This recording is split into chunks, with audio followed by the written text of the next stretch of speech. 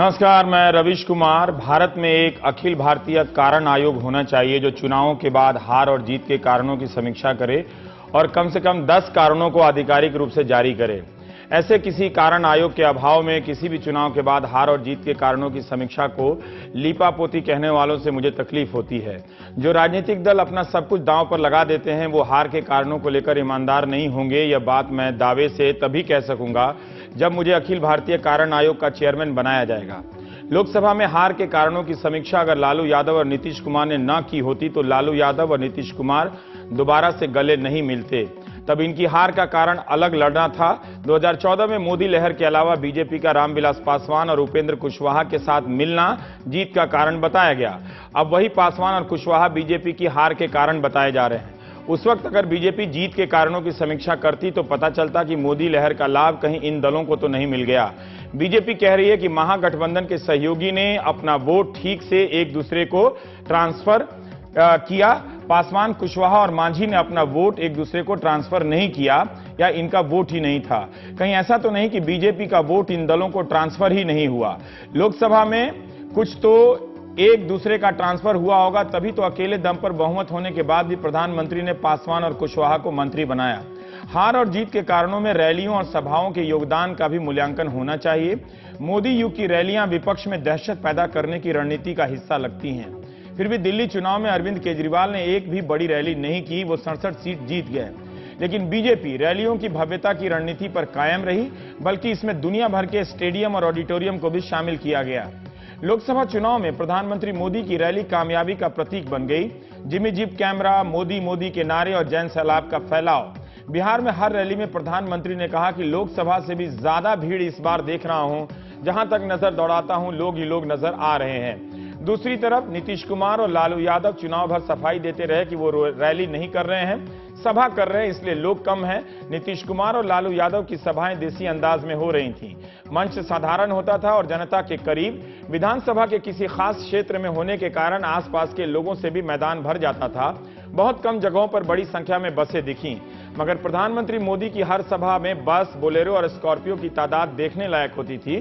जाहिर है लाए गए लोग भी होंगे ताकि भीड़ से यह संदेश जाए कि जनता बीजेपी के साथ है।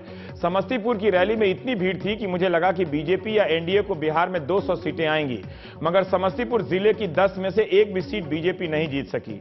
प्रधानमंत्री की किसी भी सभा की तस्वीर निकालकर देखिए, वो कैमरे के क्लोजअप में नजदीक तो दिखते हैं, मगर उनका मंच इतना बड़ा बनाया जाता था और जनता से इतना दूर होता था कि उन्हें देखने के लिए आई भीड़ जी भर के देख भी नहीं पाती थी।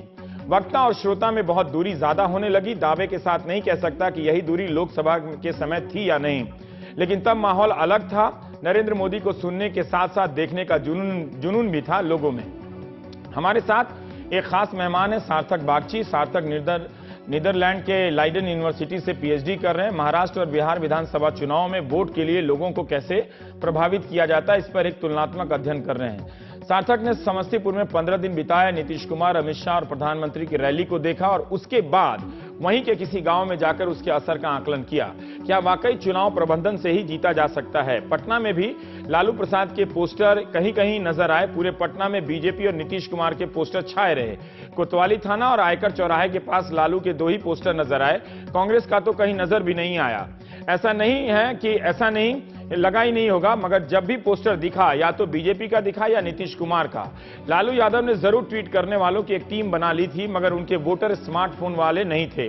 दिल्ली में बैठे हम लोग मान चुके थे कि मतदाता वही है जिसके पास स्मार्टफोन है, जो प्राइम टाइम देखता है। अगर चुनाव प्रबंधन से ही जीता जा सकता है तो लालू यादव को कैसे सबसे अधिक सीटें आ गईं? बीजेपी और उसके सहयोगियों के 2 दर्जन हेलीकॉप्टर उड़ते रहे बिहार में, बीजेपी 53 सीट ही जीत सकी। लालू यादव एक ही हेलीकॉप्टर से 101 सीटों पर लड़े और 80 सीट ले आए। नीतीश कुमार की पार्टी जेडीयू को 71 सीटें मिली हैं। यह सही है कि प्रशांत किशोर की टीम ने लालू यादव और नीतीश कुमार के लिए साझा प्रबंध का इंतजाम किया, लेकिन प्रबंधन के मामले में फिर भी बीजेपी की टीम भारी थी। सोशल मीडिया कहा जा रहा है। महागठबंधन का एक भी नेता ऐसा नहीं है जिसे ट्विटर पर 2 लाख लोग फॉलो करते हों। प्रधानमंत्री नरेंद्र मोदी को ट्विटर पर 1,59,00,000 लोग फॉलो करते हैं। अगर ठीक मैंने मिलियन को लाख में ट्रांसलेट किया है तो लालू यादव के फॉलोअर की संख्या 1,61,000 है। नीतीश कुमार के फॉलोअर की संख्या मात्र 1,35,000 है। संख्या के मामले में मुख्यमंत्री नीतीश कुमार और उनके सहयोगी लालू यादव मिलकर भी प्रधानमंत्री से मुकाबला नहीं कर सकते। मगर इन दोनों नेताओं ने अपनी बातों से खूब जवाब दिया, बल्कि पहले ट्वीट कर बीजेपी के नेताओं को जवाब देने के लिए मजबूर भी किया। गुजरात विधानसभा चुनाव के समय मैंने एक चीज देखी थी। कांग्रेस के नेता जिस वक्त किसी दोपहर में रैली करते थे, आरोप लगाते थे और दिल्ली लौट जाते थे, नरेंद्र मोदी उस रैली की तमाम बातों को उसी दिन शाम की सभाओं में जवाब देते रहते थे। लेकिन इस बार यही रणनीति नीतीश कुमार ने अपनाई। प्रधानमंत्री की तरफ से आरोप आया नहीं कि नीतीश कुमार के प्रेस कॉन्फ्रेंस का एसएमएस आ जाता था, लालू यादव का ट्वीट आता था। रियल टाइम में दोनों नेता प्रधानमंत्री से लड़ रहे थे। चैनलों पर नीतीश कुमार और लालू यादव का ट्वीट भी फ्लैश होने लगा। बिहार चुनाव ने क्या चुनाव प्रबंधन शाही खर्च का मिथक तोड़ दिया है या फिर से कोई ऐसा नया मिथक बना दिया है? हम आज उन पत्रकारों के साथ हैं जो बिहार चुनाव को कवर कर रहे थे। उन्होंने इन सब तरकीबों के बीच मतदाताओं को किस तरह से बदलते देखा, क्या उन्हें कोई नया बिहार नजर आ रहा है जिसकी जयकार चुनावों के बाद हो रही है? हम प्राइम टाइम में बात करेंगे। हमारे साथ वंदिता मिश्रा है, national opinion editor Indian express की, प्रशांत झा हैं, एसोसिएट एडिटर हैं हिंदुस्तान टाइम्स, जेपी यादव हैं, असिस्टेंट एडिटर टेलीग्राफ, और सार्थक बागची जो हमारे साथ रिसर्च स्कॉलर हैं पॉलिटिकल साइंस के। सार्थक, मैं आपसे ही जानना चाहता हूं, बहुत लोग की ये इच्छा हो रही थी कि इतनी सभाएं हो रही हैं, सैकड़ों हजारों की संख्या में 243 सीटों के लिए, और रैलियां हो रही हैं। एक जरूरी चीज है रैली, हम सब मानते हैं, लेकिन क्या आप रैली में गए हुए लोग और वहां के आसपास की जो सोसाइटी है उसमें किसी तरह का कनेक्शन देख पा रहे थे? रवि जी, आपकी बात का जवाब मैं एक लाइन के तौर पे शुरू करना चाहूंगा जो मैंने देखा था समस्तीपुर में। बीजेपी की एक और मोडस ऑपरेंडी थी, बाइक रैलियां बहुत निकाल रही थी बीजेपी के उम्मीदवार, और मैं एक जगह पे बैठा था जहां पे चाय पे ऐसे लोगों के साथ बैठ के बातें हो रही थी, तो वो लोग बता रहे थे कि जैसे ही बाइक में एक 200 ऑलमोस्ट 200 के करीब बाइक निकली बीजेपी की रैली में और बहुत धूल उड़ाते हुए गांव के क्षेत्र में वो लोग चले गए। तो मैंने पूछा कि इसका कुछ असर बनता है या धूल से हवा बनता है? तो उन्होंने कह रहे हैं कि नहीं, ये तो धूल सिर्फ आंखों में झोंक के चले गए हैं। आप दलितों की बस्ती में धूल उड़ाइएगा तो बाइक रैली निकालिएगा तो वो शक्ति प्रदर्शन नहीं होता, उसका नेगेटिव मैसेज जाता है। और इसी आकलन से मैंने देखा कि ये पूरा जो कैंपेन था, जो एक इंडस्ट्रियल प्रिसीजन के साथ में हेलीकॉप्टर आके और इस तरह से एक बड़ी क्राउड को एक आप मोबिलाइज करके लेके जा रहे थे बसों में, बोलेरो में, जैसे आपने कहा, और उसका एक पूरा टर्न अराउंड होते हुए ये लास्ट के 1.5 महीनों में देखा गया है बिहार में स्पेशली। और इसी से ये साबित होता है कि आप कहां पे किस टैक्टिक को लगा रहे हैं। मैंने एक पीस भी लिखा था हिंदू सेंटर के लिए कि द बेसिक डिफरेंस जो था आपका महागठबंधन और बीजेपी की रैलीज में, कि बीजेपी की रैलीज थोड़ी मैकेनिकल लगती थी, जिस तरह से उसका इवेंट मैनेजमेंट स्केल पे होता था, और ये जो गठबंधन की रैलीज थी इसका एक ऑर्गेनिक था कि लोग अपने आप साइकिल पे चल के जा रहे। इसका ये मतलब नहीं कि यहाँ पे पैसा नहीं खर्च किया गया है, यहाँ पे बोलेरो भी आई है, पर ज्यादातर लोग जो है क्योंकि स्थानीय क्षेत्रों में होते थे, लोकल्स होते थे, तो वो दौड़ दौड़ के आ गए थे। साइकिल देखे, जैसे हेलीकॉप्टर देखा वैसे ही आ गए। पर बीजेपी की रैलीज में लोगों को पहले से सुबह से इकट्ठा करके लेके जाना है, उनको फिर खाना देना है। मैं खुद भी 3 ऐसी रैलीज अटेंड कर चुका हूं और लोगों के साथ जा चुका हूं बोलेरो में बैठ के, और बीच में रैली के पहुंचने के पहले वो लोग रुकते हैं, खाना बांटा जाता है, उस हिसाब से पूरा ये तामझाम उस हिसाब से बनाया जाता है। और इसी को देख के लगा मुझे आपने क्या देखा जब किसी रैली से नेता लौट कर जा रहे हैं उस बोलेरो में, क्या उस रैली का कोई असर होता है या वो भूल जाते हैं? फिर ज्यादा असर नहीं होता है, ये बेसिकली एक एक्सकर्शन के टाइप का होता है, और अगले दिन अगले वाली रैली की बात होती है कि अब क्या होगा, आगे क्या करना है। पर इसका उतना ज्यादा, क्योंकि देखिए एक चीज है, मोदी की रैली के स्पेसिफिकली मैं बोलना चाहूंगा कि मैंने 3 मोदी की रैली अटेंड की, उसके बाद मैं थक गया था, तो मैं जाना नहीं चाह रहा था क्योंकि इट वॉज गेटिंग रिपीटेटिव और कुछ नया देखने को नहीं मिल रहा था। एक हुजूम आ रहा था लोगों का, जनरली एक जो मैं कह रहा था कि एक लंपेंट यूथ का क्राउड था। आपने भी देखा होगा समस्तीपुर में, मैंने गया में, भागलपुर में देखा था, लाखों की संख्या में लोग आ रहे थे और अलग अलग डिस्ट्रिक्ट से आ रहे थे, 5-6 अलग डिस्ट्रिक्ट से आ रहे थे। इनफैक्ट 2 जगह पे मैंने देखा कि अलग स्टेट से भी आ रहे थे। भागलपुर की रैली में झारखंड से लोग आए थे और तिरहुत कमिश्नरी में एक रैली में यूपी से बसेज आई थी, तो अलग स्टेट से भी लोग आ रहे थे। पर जनरली हो क्या रहा था कि जैसे ही मोदी बोलना शुरू करते थे तो लोगों ने अब देख लिया है, तो एक बड़ा तबका जो था निकलना शुरू करता था, क्योंकि उनको पहले ही अंदेशा हो जाता था कि अब भीड़ होने वाली है, अब निकलना मुश्किल हो जाएगा अगर अब नहीं निकले तो मोदी का रैली को जिस तरह से यूज किया जाता था कि मैसेज उसका कन्वे हो जाए, वो नहीं हो पा रहा था। मुझे लगता है कि क्योंकि काफी एक बड़ा तबका जो पहले से आने में जुटा था और वो जाने में जुटा था, तो ये वो इसी में उलझ के रह गया। और क्या मैसेज था वो, उसका उससे कुछ सरोकार नहीं है। हाँ, अटेंडेंस लगा दिया हमने, हम आए थे। वंदिता, आप और भीतर गई होंगी, गांव देहातों में गई होंगी। अरुण जेटली बार बार बोल रहे हैं कि कैमरे का सॉफ्ट कॉर्नर था नीतीश कुमार के लिए। अब मैं बार बार कहता हूं कि कोई एक जुडिशियल कमीशन बना के बिल्कुल इसका एक मेजरमेंट करना चाहिए कि किस नेता का टीवी पे ज्यादा प्रसारण हुआ, और आना चाहिए। मतलब कैसे हुआ एक अलग है, वो सब्जेक्टिव हो सकता है, लेकिन कितना हुआ क्वांटिटी का तो एक आना ही चाहिए। क्योंकि इस तरह से कभी हम कहते हैं कि बीजेपी का ज्यादा कवरेज होता है या नीतीश का ज्यादा होता है, ये बात धारणा में रह जाती है। लेकिन क्या आपको लगा कि टेलीविजन बिहार को मतदाता में उसकी पहुंच है या उसको प्रभावित कर रहा है? मुझे ऐसा बिल्कुल नहीं लगा। Bihar around I think 90% rural है आज भी, 10% अर्बनाइजेशन है, 10 to 13%। तो कितने ही गांव में मैं गई, मैंने इनफैक्ट इस बार मेरी कोशिश ये थी, मैं किसी रैली में नहीं गई, मैंने किसी लीडर से भी किसी कैंपेन को चेज नहीं किया। मैं गांव में गई और मैंने देखा कितने ही गांव में जहां पे टीवी शायद एक है एक टोले में, या फिर पूरे गांव में 2-3 टीवी हैं, वहां पे मतलब जिस तरह की बातचीत हो रही थी जिसमें नीतीश कुमार सेंटर में थे एकदम। मुझे इस इलेक्शन में एक सबसे बड़ी नई बात ये लगी, क्योंकि मैंने पहले भी इलेक्शन कवर किए हैं और मैंने बिहार के भी पहले किए हैं, पर मैंने ऐसा कभी नहीं देखा जो मैंने इस बार देखा कि वोटर, अगर आप पूछें कि आपके लिए सरकार ने कुछ किया है क्या, 2 टर्म नीतीश रहे, उन्होंने कुछ किया, तो लोग गिनती करते थे कि ये उनका देन है, ये उनका देन है, ये उनका। इंडियन वोटर जनरली अगर आप पूछें कि आपको कुछ मिला, तो वो बोलेंगे कुछ नहीं मिला, क्योंकि उनको और चाहिए, और ये स्वाभाविक भी है। पर मुझे लगा कि कुछ इस बार अलग हुआ है, जिससे नीतीश के जो सपोर्टर्स थे या जिनको स्टेट ने टच किया उनके 2 टर्म्स में, उन्होंने गिनती, मतलब कितने ही गांव में मुझे गिनती दी लोगों ने कि मुझे, हमारी लड़कियां स्कूल साइकिल पे जाती हैं, उनको छात्रवृत्ति मिलती है, उनको पोशाक मिलती है, और औरतें, मतलब ये एक नई चीज और मैंने देखी।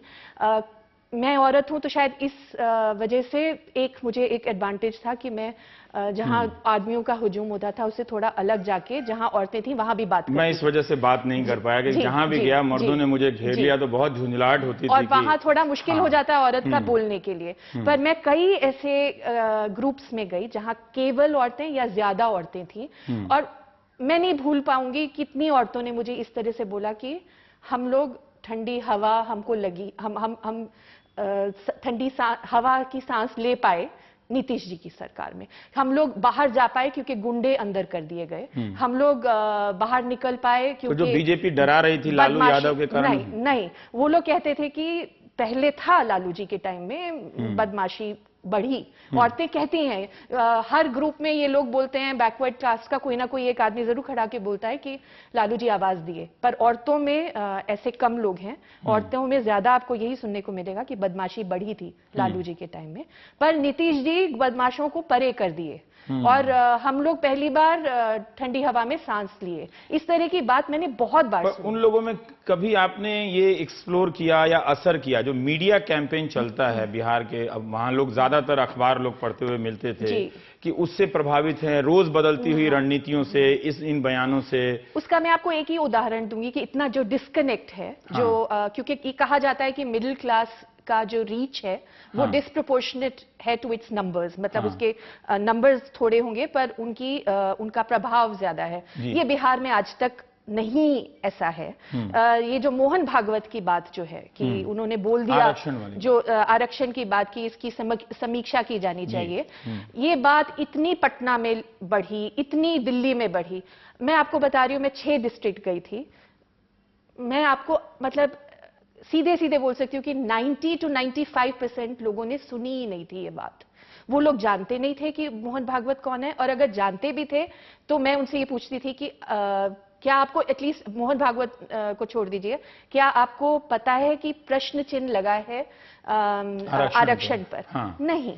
जो थोड़े लोग जानते भी थे उनसे ज्यादातर मुझे जवाब यही मिला कि कोई भी आरक्षण ले नहीं सकता क्योंकि ये तो संविधान में है। संविधान में। पर ये जो इतनी बड़ी बात यहाँ पे हुई, मतलब मैं नहीं सोचती हूँ कि जैसा जो मैंने देखा है, जितना समय जवाब देने में, आरोप लगाने में इन लोगों ने खर्च किया, जनता ने शायद उससे कुछ भी गेन नहीं किया। अगर नीतीश कुमार जीते हैं तो वो इसलिए नहीं कि मोहन भागवत ने बैकवर्ड फॉरवर्ड पोलराइजेशन किया।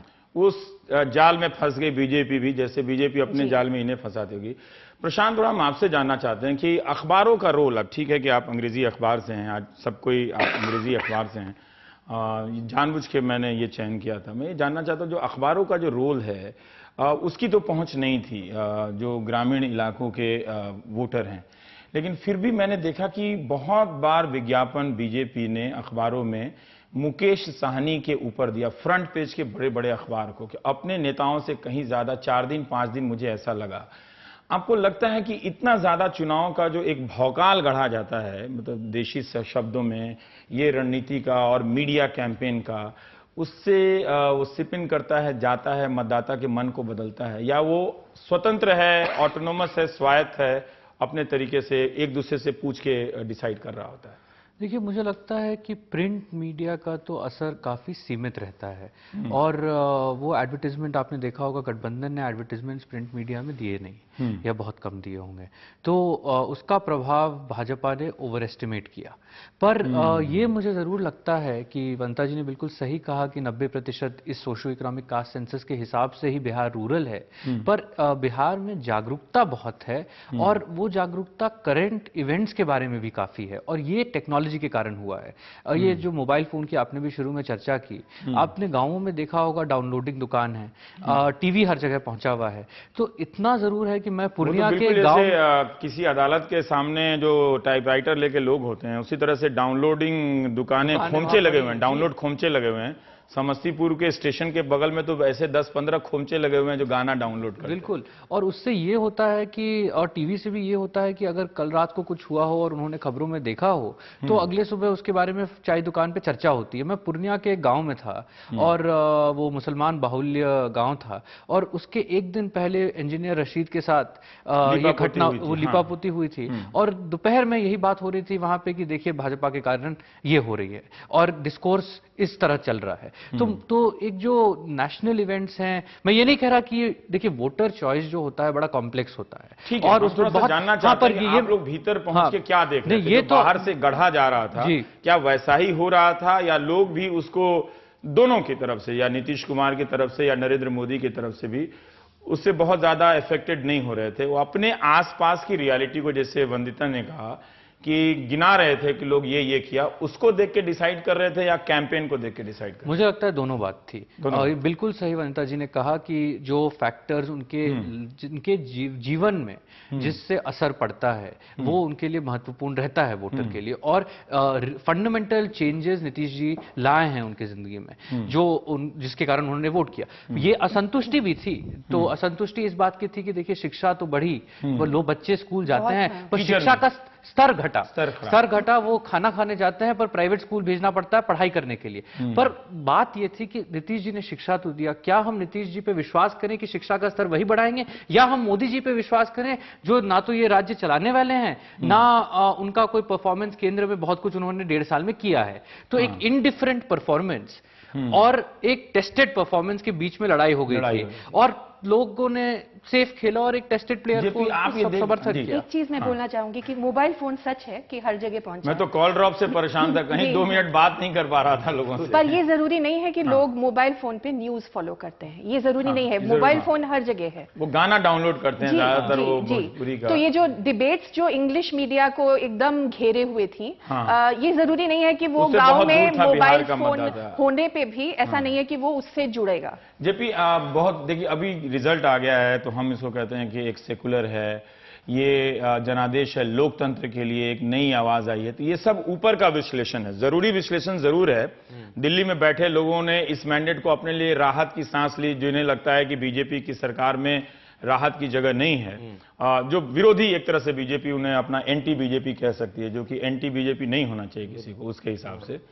मैं ये जानना चाहता हूं कि जमीन पे आप देख रहे थे कि मतदाता अपनी पहचान जाति के आधार पर फॉर्म कर रहा था, बना रहा था, या फिर किसी राज्य की दिशा के लेवल पे वो सोच रहा था? वो क्या कर रहा था? वो एक मतदाता है, वो पहले से जो जात का बना हुआ था वही मजबूत हो रहा था उसके भीतर। अगर भूमियार है तो भूमियार बन रहा था, यादव है तो यादव बन रहा था, या ब्राह्मण है तो ब्राह्मण बन रहा था।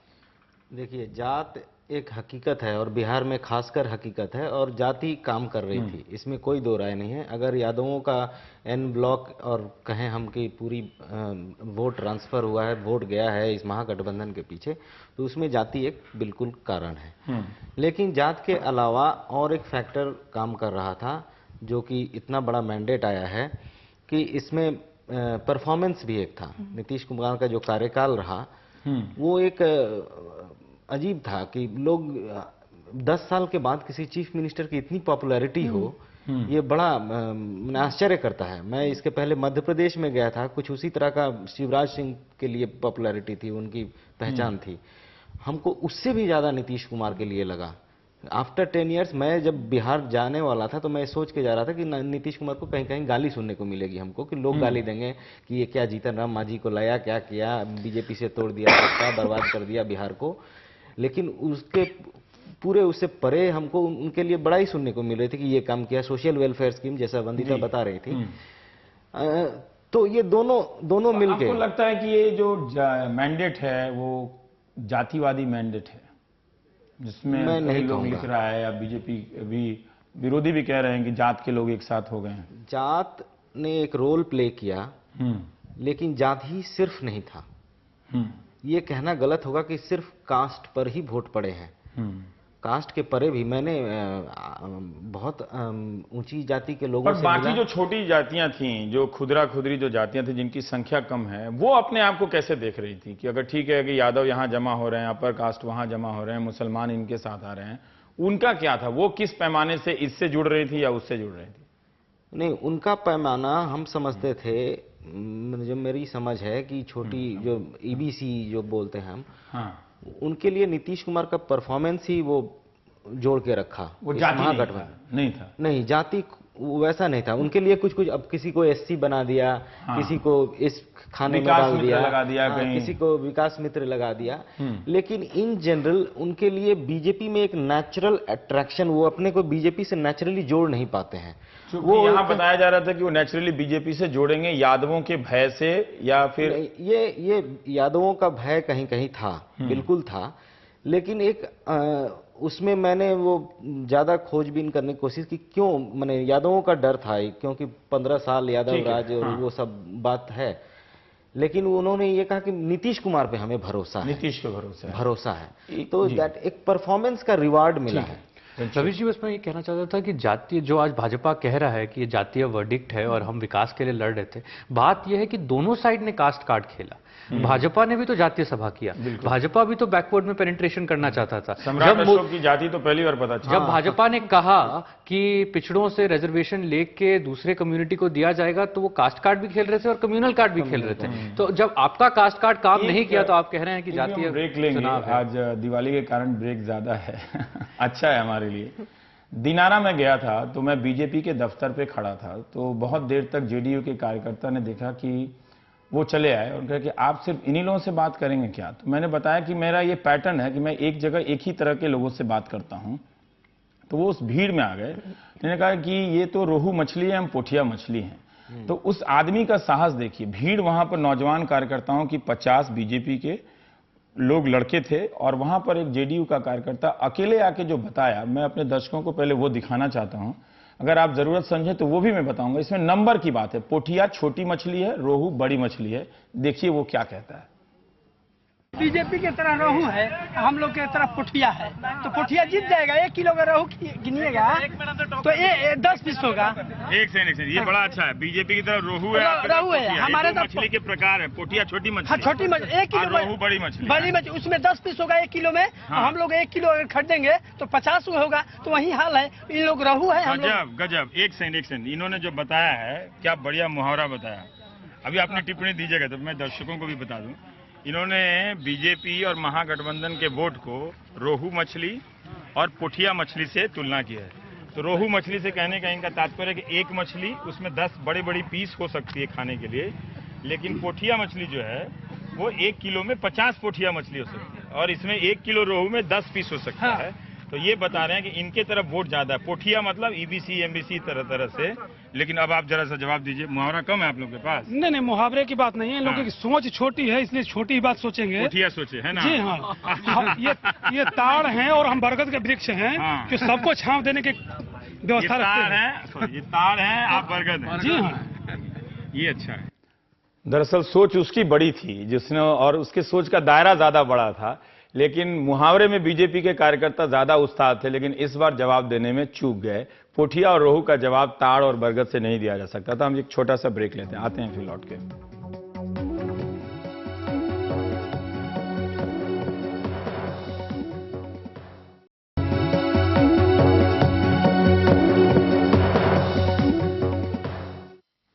हम लौट आए हैं। सार्थक, हम एक बात जानना चाहते हैं कि हमने अखबारों में काफी पढ़ा कि 6 लाख कार्यकर्ता बीजेपी के आ गए हैं और आरएसएस के लोग घूम रहे हैं, बाहर के प्रभावी आ गए हैं, और आरजेडी या जेडीयू ने भी अपने प्रबंधन टीम के जरिए कुछ पोलिंग एजेंट कुछ ऐसा वैसा कर दिया है। गांव में घूमते हुए आपको लगा क्या कि कोई 10-20 आरएसएस के कार्यकर्ता घूम रहे हैं, बीजेपी के कार्यकर्ता घूम रहे हैं और वोटर को मैनेज कर रहे हैं, प्रभावित कर रहे हैं, या उनके साथ बातचीत करके तर्क दलील कर रहे हैं? देखिए रवि जी, सबसे पहली बात, हाँ, ये आरएसएस वाला मैंने भी सुना था कि मतलब 1-1.5 महीने पहले से समन्वयक आए हुए हैं काफी और बड़ी तादाद में घूम रहे हैं। पर ये मुझे समस्तीपुर में घूमते वक्त गांव में, और मैं बाकी क्षेत्रों में भी घुमा हूँ डिफरेंट फेजेस के दौरान, पर मुझे उस रूप से दिखा नहीं कि जितना मैं एक्सपेक्ट कर रहा था शायद से। हाँ, कहीं ना कहीं विचारों का जो है नीचे संघ के विचारों को या फिर बीजेपी के भी जो विचार थे बीफ वाले मुद्दे पे भी वो नीचे तक लेके जा रहे थे, तो डेफिनेटली उनमें कार्यकर्ताओं का एक सक्रिय भाग रहा रहेगा। पर उस हिसाब से उस बड़ी तादाद में और वो इन्फ्लुएंशियल कैपेसिटी में नहीं दिख रहे थे। डेफिनेटली जब बात हो रही है कि अपर कास्ट की, तो कोई भी अगर चौपाल पे चर्चा हो रही है या चाय की दुकान पे भी चर्चा हो रही है, तो जो अपर कास्ट का है वो आके अपनी बात को अधिक प्रभाव से रखता था। वो कहता था कि नहीं, मैं सही हूं और जो गलत है, लालटेन छाप है, वो गलत है, और वो इसको गलत और रॉन्ग और राइट के उसमें पिक्चर को उस हिसाब से पोजिट कर रहा था। तो ये तो एक नॉर्मल टेंडेंसी है अपर कास्ट में गांव में कि वो जो वजह है से सार्थक रिपल्शन हुआ, क्योंकि मैंने भी कई जगह देखा कि जिस तरह से फेसबुक का अपर कास्ट, जो सोशल मीडिया में गाली देने वाले जो लोग हैं, जो अभद्र या आक्रामक हैं ज्यादा, उनका अगर मैं सोशल एनालिसिस करता हूं तो ज्यादातर वो अपर कास्ट टाइटल वाले लोग मिलते हैं। और मैंने गांव में भी देखा कि ठीक वो उसी तरह से दलील करते हैं कि वह खराब है तो खराब है। आपने सिर्फ इतना कहा कि मोदी जी का ये कुर्ता मुझे पसंद नहीं आया, वो उससे भी चिढ़ जाता था कि अच्छा आप जरूर विरोधी हैं। तो क्या ये आप इसका असर देख रहे थे क्या, इस प्रवृत्ति का जमीन पे? एग्जैक्टली इसी का असर था, क्योंकि जैसे ही वो चला जाता था उसके बाद शुरू होती थी कि वो तो ऐसा बोल के गया है, ये तो ऐसा बोल के गया है। अब मैं आपको बता रहा हूं, और ये जो अपर कास्ट में कई बार जो 90s में यादवों का भी अपर कास्ट में उस हिसाब से गिना जाता था क्योंकि वो प्रभावशाली ज्यादा थे। तो आप जो बात कर रहे थे कि जंगल राज का जो डर था लोगों में कि ये बीजेपी को लग रहा था कि लोअर कास्ट और ईबीसी और महादलित वोट नहीं देंगे यादवों के डर से, मैंने राघोपुर में देखा जहां पे 70% यादव है। राघोपुर में मैं शाम को तकरीबन अंधेरा हो गया था, एक चाय की दुकान में बैठा था, तो वहां पे यादव बहुत सारे जुड़े हुए थे, अराउंड 10-12 की संख्या में यादव थे जी। और उसमें एक महादलित से था, एक तत्मा जाति का था वो लड़का, और वो यंग था। और पूरे डिस्कशन में हमारे 20-25 मिनट की जो बात हुई उसमें वो अपनी बात को इतने बढ़िया ढंग से उसने रखी और सब यादवों को वो तर्क देके, और वो ये बता रहा था कि ये देखिए ये है नीतीश कुमार के राज में हमको हुआ है। मैंने उससे पूछा कि क्या आप विकास मित्र है, क्या आपको कोई पंचायती राज में कोई पद मिला है, तो उसने बोला कि नहीं मुझे पद नहीं मिला है, हाँ पर मुझे पता है कि अगर मेरी जाति से मुझे मिल सकता है और मुझे आवाज मिली है, और this has been backed by development. जो लालू ने जो आवाज दी थी वो मैं लालू के ही क्रिटिसिज्म में यूज करूंगा, और that has been backed by development. उस हिसाब से एक था कि लोअर कास्ट में भी लोग आके अपनी आवाज रख रहे थे और they were making themselves counted. JP, आपको लगा क्या कि एक particular caste segment, upper caste segment के ज्यादा आक्रामक होने से इधर ज्यादा गोलबंदी हुई थी? क्योंकि वो सार्थक की बात से मैंने भी यही अनुभव किया, काफी डेफिनेटिव थे, मतलब वो तय था उनका कि ये खराब है तो खराब है। हाँ बिल्कुल, वो आप सही बात फरमा रहे हैं कि ये बहुत आक्रामक तरीके से वो रख रहे थे अपर कास्ट के लोग अपनी बात कि हम बीजेपी के हैं और ये लालू के साथ गया है, हम नीतीश को वोट देते लेकिन लालू के साथ चला गया, इसको कैसे दें हम। तो वो काफी आक्रामक, और वहां पर मैंने एक ये जगह तो इतना हीटेड, बहुत जगह आर्गुमेंट होते थे लेकिन अब वो पुराना दिन नहीं रहा कि अब पिछड़ी जाति के लोग चाहे बहुत जो बोलते नहीं थे वहां चुप हो जाते थे या खिसक जाते थे। मैंने कहीं जगह आर्गुमेंट उनको लड़ते देखा कि नीतीश कुमार जब काम माने लालू के साथ नहीं था तो अच्छा था, अब लालू के साथ चला गया तो खराब हो गया। हम जानते हैं आप किस लिए बोल रहे हैं, क्योंकि बीजेपी के साथ छोड़ दिया, बीजेपी का साथ छोड़ दिया इसीलिए खराब हो गया। तो वो बजबते वो आर्गुमेंट कर रहे थे, उसके लिए कई जगह लड़ाई कर रहे थे, वो चुप नहीं बैठ हमारे रहे लिए थे। प्रशांत बड़ा आसान हो गया था कि जो ज्यादा मुखर रूप से नीतीश का विरोध करता था, नाम पूछते ही टाइटल मुझे पता चल जाता था कि ये कौन आदमी है विरोध करने वाला जो इतना, तो मुझे लग रहा था कि बड़ा आइडेंटिफाइड है कि यही आदमी कर रहा है, जिसमें शर्मा, पांडे, मिश्रा, तिवारी इस तरह से लोग हैं। हालांकि इस सेगमेंट के लोगों ने भी काफी नीतीश को वोट दिया है, फिर भी जो सड़क चौराहे के आपको या आप में से किसी को ऐसा मौका मिला कि किसी यादव गांव में गए हों और उन पे जिस तरह से हमले हो रहे हों, वो किस तरह से देख रहे थे अपने आप को कि चारों लालू के बहाने जिस तरह से उन पर हमले हो रहे थे कि ये लोग चढ़ जाएगा सर पे और फिर उत्पात मचाएगा, इस तरह के सेल्फ इमेज को कैसे देख रहा था वोटर यादव मतदाता? मैं एक बात अपर कास्ट के बारे में कहना चाहूंगा। मधुबनी के एक गांव में दो मिश्रा जी से मुलाकात हुआ और मैंने कहा कि आप किस तरफ रहेंगे, तो उन्होंने कहा भाजपा। तो मैंने पूछा क्यों, तो उन्होंने कहा 20 साल हो गया हम भाजपा की तरफ आ गए, पहले हम कांग्रेस के साथ हुआ करते थे, पर कांग्रेस अपने अंत में कांग्रेस ये नीच लोगों को उन्होंने एम्पावर कर दिया और हमारे खिलाफ उन्होंने कहा, अब हमने ये स्टोरी भी लिखा, उन्होंने कहा नीच लोगों को उन्होंने कहा कि वेतन ज्यादा मांगो और वो ज्यादा नहीं देते हैं तो केस कर दो, उन्होंने शुरुआत की। उसके बाद ये लालू और नीतीश ने तो बिल्कुल बर्बाद ही कर दिया उनको। तो ये नॉस्टैल्जिया दिखता था कि भाजपा अगर आए तो सत्ता संरचना को हम पलट सकते हैं और एक जो पास्ट में था सत्ता संरचना उसको हम रिक्रिएट कर सकते हैं। जो आपने यादवों की पूछी, मैंने बात की सहरसा में यादवों से, तो उनमें एक तो ये बात बिल्कुल थी कि देखिए 10 साल से हम बाहर रहे हैं, इस बार गोलबंदी होगा लालू जी के पीछे और लालू जी के साथ हम लोग रहेंगे और यादव वोट नहीं बटेगा। ये जुलाई में कहीं लग रहा था कहीं कहीं बटेगा क्या, पर आप सितंबर अक्टूबर तक आप टिकट डिस्ट्रीब्यूशन के फेज तक जब तक आए तब तक दिख रहा था कंसोलिडेशन होगा और हमने कहा पर बनेंगे तो मुख्यमंत्री नीतीश जी, तो आप क्या कीजिएगा। तो ये बात थी कि रिमोट कंट्रोल तो हमारे हाथ में रहेगा, ये तो यादव कह रहे थे। पंडिता, एक इसी तरह की असुरक्षा मैंने अपर कास्ट में भी देखी कि इनके आने से गोलबंद होने से, लेकिन आपने वो अच्छा उदाहरण दिया, अपर कास्ट में ऐसा लग रहा था कि वो बहुत डरा हुआ था कि ये एक दलित पिछड़ों की एकता की गोलबंदी से काफी डरा हुआ था वो। अपर कास्ट तो जैसे प्रशांत ने भी बोला, जेपी ने भी बोला, मुझे भी लगा कि अगर मैं 100 लोगों को मिली जो अपर कास्ट थे, उसमें 99 होंगे जो एक पैटर्न था उनके रिस्पॉन्सेज का। वो नीतीश कुमार बहुत काम किए हैं, पर जब से बीजेपी से स्प्लिट हुए तब से सब कुछ नीचे चला गया है। लॉ एंड ऑर्डर के भी वो उदाहरण देते हैं इस तरह से तो उन्होंने अपने आप को इस मैंडेट में आइसोलेट किया है, ज्यादा अपने को अलग थलग किया है अपर कास्ट ने। पर मुझे लगता है कि ये नीतीश का एक्चुअली चैलेंज रहेगा अब एज चीफ चैलेंज रहेगा कि वो कैसे एकोमोडेट करते हैं। He has to reach out. Power में जब भी नीतीश रहे उन्होंने अपर कास्ट को ही ज्यादा एकोमोडेट किया है। पर सार्थक, आप कुछ कहना चाहते हैं? संक्षेप में कहिएगा, आज समय जरा कम है। हाँ, मैं ये वंदिता जी की बात को ही कहना चाह रहा था कि इन्होंने जो लिखा था कि नीतीश हैज वर्कड बट, और वो बट से चेंज हो जाता था, जाति उसकी पता चल जाती थी कि बट में अगर हमको ये स्तर ज्यादा होना चाहिए मतलब वो निचली जात का है, और अगर वो बट से मतलब काम 7.5 साल ही हुआ है तो by the end of it मैं एक्चुअली उनका जाति गेस कर सकता था।